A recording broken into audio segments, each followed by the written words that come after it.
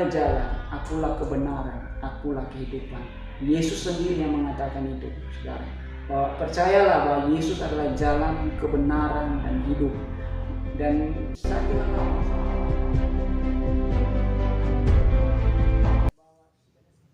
halo, selamat siang semua.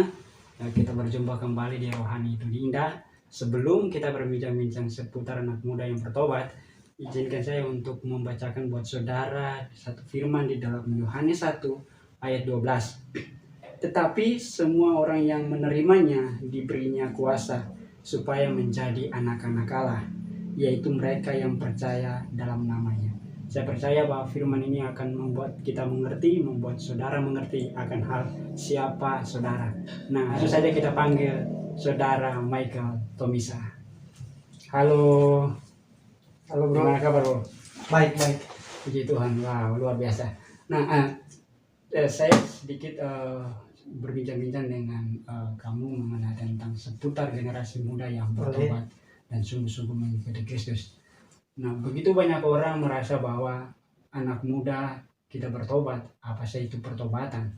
Nah, tetapi saya melihat bahwa sudah cukup lama kamu bertobat dan mengikuti Kristus. Nah, pertanyaannya apa yang mendasari kenapa sehingga kamu bisa memutuskan untuk bertobat dan mengikuti Yesus? Awalnya Ya. ya tentu saja pasti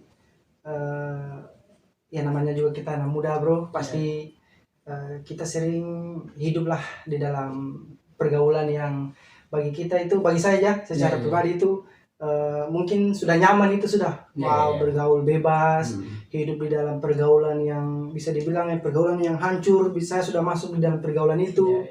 Ya mabuk memang saya tidak merokok, tapi kalau mabuk nomor 1 itu. Wow. Awal yang memotivasi saya untuk saya ya bertobat adalah yang pertama, saya percaya bahwa kalau dengan keadaan kayak begini, saya tidak ada motivasi yang jelas, tujuan atau arah yang jelas di dalam saya punya kehidupan. Karena saya percaya juga tuh bahwa di dalam kehidupan saya ini yang membuat saya untuk memang betul-betul bertobat, menyerahkan diri buat Kristus. Karena saya percaya bahwa Tuhan itulah yang menjadi Dia mengendalikan segala sesuatu di dalam kehidupannya kita. Sehingga saya percaya bahwa sewaktu saya masih hidup di dalam kehidupan yang bebas itu, saya bilang begini, Tuhan, saya mau berubah. Nah, itulah yang membuat saya untuk memang betul mengenal Kristus. Oke. Apa penyebabnya sehingga dalam hatimu kamu mengatakan bahwa saya mau berubah Tuhan?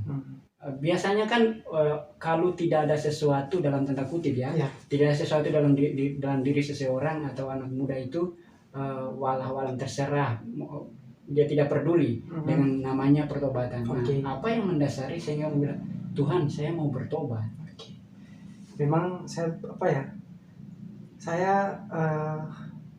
juga secara pribadi sebab kalau mau bilang sebabnya sih pasti banyak, pasti banyak hal yang membuat saya secara pribadi dibilang pasti ada momennya di mana saya mau bertobat tapi ujung-ujungnya jatuh lagi, bertobat tapi jatuh lagi. Tetapi waktu itu momentum di mana bahwa saya benar-benar mau sungguh-sungguh nih. Ya ketika saya ada momentum di mana saya punya masalah. Punya masalah. Jadi masalah yang mendasari sehingga kamu memutuskan. Ada masalah. Tapi saya bersyukur bahwa lewat masalah itu saya bisa punya hati untuk berseru kepada Tuhan bahwa Tuhan saya mau berubah lewat masalah itu. Sehingga masalah tentu saja kita bisa tahu banyak hal yang bisa mempengaruhi kita, kehidupan kita. Tetapi masalah saya waktu itu masalah keluarga. Keluarga tentu saja. Saya dari latar belakang keluarga yang istilahnya bukan broken home tapi kayak tidak harmonis gitu. Tidak harmonis. Apalagi saya anak yang pertama kan. Saya bilang, Tuhan saya mau berubah, saya mau mengenal Engkau. Gitu.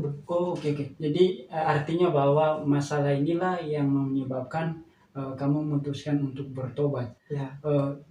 Tapi kan orang-orang sering kali mengatakan bahwa kalau dengan kondisi yang berdosa kayak seperti kayak kamu tadi mengatakan, Tuhan tidak menjawab apa yang kita serukan kepadanya. Makanya kenapa di dalam hatimu atau dirimu secara pribadi memutuskan untuk memanggil atau datang kepada Tuhan. Ya. Karena saya sadar bahwa saya bukan siapa-siapa. Saya hanya orang yang, maksudnya saya selalu dengar ya khotbah, dikatakan bahwa sewaktu kita mendaki puncak misalnya, kita akan mendaki, kita akan berkemah di satu pos. Terus kita tidak akan selamanya di pos itu kan, kita harus naik lagi ke pos yang kedua, kita berkemah lagi di situ. Tidak selamanya kita akan di pos yang itu lagi, kita akan berkemah terus hingga kita bisa sampai di puncaknya. Saya lihat bahwa masalah ini membuat saya bahwa saya kayaknya tidak harus terus di sini. Saya harus mau betul-betul berubah, dan saya mau sampai di mana titik bahwa saya mau mengenal Kristus secara pribadi. Oke, jadi ya, itu pemahamanmu tentang mengapa saya harus berseru kepada Tuhan. Ya. Nah, setelah yang tadi masa lalu kamu ceritakan mengapa kamu bertobat, kamu memutuskan karena ada masalah. Nah, sekarang kamu sudah di dalam Tuhan, ya. Itu sekitar sudah berapa lama kamu di dalam Tuhan? Saya bersyukur bahwa saya sebenarnya tahun 2015 saya bersyukur bahwa ketika ada masalah itu, ketika saya punya masalah, ada orang-orang yang selalu care dengan saya, peduli dengan saya. Saya ketika saya punya masalah itu, saya punya teman-teman yang setiap hari dengan saya, bergaul dengan saya, mabuk sama-sama dengan saya. Ketika saya punya masalah itu, mereka tidak ada. Justru saya bersyukur bahwa ada orang-orang yang begitu mengasihi saya, yang begitu peduli dengan saya. Mereka tidak melihat bahwa kamu ini dari keluarga mana, kamu punya masalah mana, tapi mereka seperti merangkul saya. Sehingga saya mulai awal bertobat itu pada tahun 2016. Tahun 2016 saya mulai betul-betul berkomitmen untuk memberi diri saya secara pribadi untuk Kristus. Nah, bagaimana kamu menghadapi dalam perjalanan rohanimu bersama dengan Tuhan? Biasanya itu kan orang jatuh bangun. Ya, betul, biasanya. Betul. Nah, dalam hal jatuh bangun itu bagaimana caranya kamu bisa mengatasi masalah-masalah itu? Ya, betul. Saya belajar banyak hal ketika saya memang betul-betul ini yang saya percaya bahwa ketika kita diberikan hidup yang baru, karena kan firman Tuhan mengatakan bahwa bukan kehidupan lama yang Tuhan perbarui, tetapi kehidupan baru yang terus diperbaharui sehingga kita menjadi serupa dan segambar dengan Kristus. Saya juga tidak bilang bahwa ketika saya mengenal Kristus secara pribadi terus tidak ada tantangan, tidak ada masalah. Justru sewaktu saya mengenal Kristus, begitu banyak masalah, bro. Begitu banyak sekali tantangan dalam saya punya kehidupan, sehingga saya berpikir, Tuhan, kenapa kayak semakin banyak tantangan dalam saya punya kehidupan. Jadi ketika saya memang betul-betul mengikuti Kristus, banyak sekali masalah, banyak tantangan, tetapi yang membuat saya tetap berdiri, saya tetap kuat, karena saya percaya bahwa bukan karena saya, tetapi memang betul-betul karena kuasa yang Tuhan taruh, roh yang Tuhan taruh, yang Tuhan berikan di dalam kehidupan saya. Roh itu yang memampukan saya untuk bisa bertahan hingga saat ini. Wow, berarti ketika kamu di dalam Kristus, sekalipun kamu jatuh bangun, ada roh Tuhan di dalam. Wow, luar biasa. Nah, sudah begitu lama kamu mengikuti Yesus Kristus. Nah, di hari-hari ini kan orang selalu punya masalah dengan pribadi, apalagi dengan kondisi pandemi yang cukup menggugah hati lah istilahnya. Dan apa yang kamu bisa tanggapi dengan kondisi semacam ini ketika kamu sudah di dalam Tuhan? Saya percaya bahwa pasti di dalam kondisi apapun pasti kita punya, saya tidak tahu mungkin anak-anak muda di luar sana bagaimana mereka punya masalah, situasi. Memang kita di dalam keadaan yang sama, yaitu kita di kondisi mana semua pandemik pasti, dan pasti di rumah apalagi. Tapi kita pasti punya masalah yang berbeda-beda. Mungkin kita punya situasi yang berbeda-beda. Keadaan boleh sama, tetapi mungkin saja ada hal-hal yang masalah yang berbeda dalam kita punya kehidupan. Dan membuat saya justru dengan keadaan ini, kenapa kita tinggal di rumah, itu justru membuat kita bahwa membangun hubungan yang lebih intim lagi dengan Tuhan. Mungkin kalian setiap hari kuliah, setiap hari bikin tugas, tapi di rumah bukan berarti kita tidak bikin apa-apa, tetapi kita membangun hubungan pribadi kita dengan Tuhan lebih intim lagi dengan Dia. Jadi di masa-masa pandemi ini istilahnya bahwa sebenarnya lebih intim dengan Tuhan. Seharusnya kita punya hubungan lebih intim dengan Tuhan. Nah, Dalam perjalanan rohanimu selama ini, Ya, nah apa yang kamu rasakan ketika kamu di dalam Tuhan? ya tentu saja firman Tuhan mengatakan bahwa ada damai, ada sukacita, Wow. ada pengharapan yang baru. Wow. Itu yang saya lihat di dalam saya punya kehidupan. Saya orangnya yang tidak punya hanya datang di Makassar ini Iya. kayak ikut-ikut teman saja. Iya. Kalau apalagi kalau kita sudah bergaul kan, kalau teman aja ke sini pasti kan kita mau. Iya, pasti. Ya, tetapi ketika saya berada di dalam Kristus, Tuhan memberikan saya punya gambaran yang begitu besar Wow. bahwa sesuatu yang Dia mau kasih itu ini loh yang Dia mau tunjukkan buat saya, yaitu Dia punya kasih karunia-Nya. Firman Tuhan mengatakan Dia menjamin masa depannya saya. Wow. Sehingga saya semakin percaya kepada Dia bahwa ya saya percaya bahwa ada masa depan yang indah di dalam Dia. Wow. Itu yang saya belajar sampai saat ini. Wow, saudaraku, bahwa ada masa depan yang indah di dalam Kristus. Ya. Dan saya percaya buat setiap saudara yang menyaksikan siang hari ini, saya percaya bahwa saudara, saya berdoa supaya di dalam hati saudara ada digugah oleh firman Tuhan, bahwa saudara memutuskan untuk percaya kepada Yesus Tuhan, untuk menjadi Tuhan dan Juru Selamatnya. Saya percaya bahwa kita memutuskan untuk bertobat itu memang tidak mudah, tetapi itulah yang terbaik bagi setiap kita. Sebab kenapa?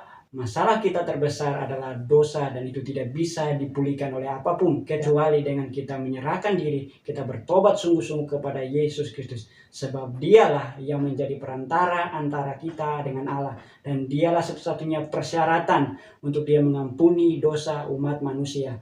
Dan mungkin ada sedikit pesan-pesan buat saudara-saudara yang menyaksikan siang hari ini. Oke, jadi pesan-pesan buat saya, buat teman-teman semua, anak-anak muda di luar sana, seberapa jauh kita pergi, seberapa jauh kita mencari kita punya kesenangan diri atau kita punya tujuan sendiri, tetapi saya percaya bahwa di luar sana siapapun kalian, bagaimanapun masalahnya kalian, saya percaya bahwa kita punya Tuhan yang begitu besar.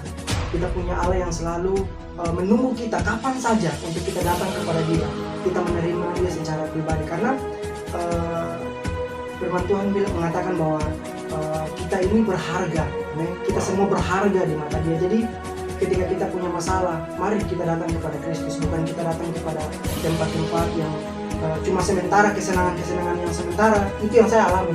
Ketika saya punya masalah, saya datang mungkin minum mabuk dengan teman-teman, tetapi saya percaya bahwa bagi teman-teman di luar sana itu tidak akan menyelesaikan masalah kita. Tetapi mari kita datang kepada Kristus. Dia mampu menyelesaikan kita punya masalah, bukan hanya masalah yang kita alami secara fisik, tetapi masalah yang paling terbesar yang seperti tadi kita mengatakan bahwa dosa. Dia akan menyelesaikan kita punya segala sesuatu, yaitu masalah yang terbesar, yaitu dosa. Wow, terima kasih bro. Terima kasih. Thank you yang hari ini. Nah saudara, bahwa saya mengingat tadi kata-katanya bahwa kita berharga di mata Tuhan, dan yang bisa menyelesaikan persoalan atau problem yang kita alami hanya Yesus Tuhan.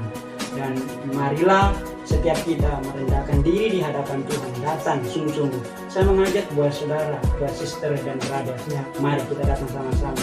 Jangan mengeraskan hati, sebab percuma kita mengeraskan hati, sebab hanya satu-satunya jalan menuju Bapa di surga, yaitu melalui Yesus Tuhan. Dan izinkan saya untuk berdoa buat setiap kita yang siang hari ini menyaksikan video ini. Tuhan, aku percaya di dalam nama Yesus, Engkau Allah yang hidup, Engkau Allah yang berdaulat, Engkau Allah yang mengampuni setiap dosa kami. Aku percaya setiap orang yang menyaksikan siang hari ini, Engkau jamah hati mereka. Tuhan, ampuni buat saudara-saudaraku yang sedang bertumbuh dalam masalah mereka. Ampuni mereka yang sedang bermasalah dengan dosa mereka. Ampuni mereka setiap tingkah laku yang tidak berkenan di hadapan-Mu Tuhan.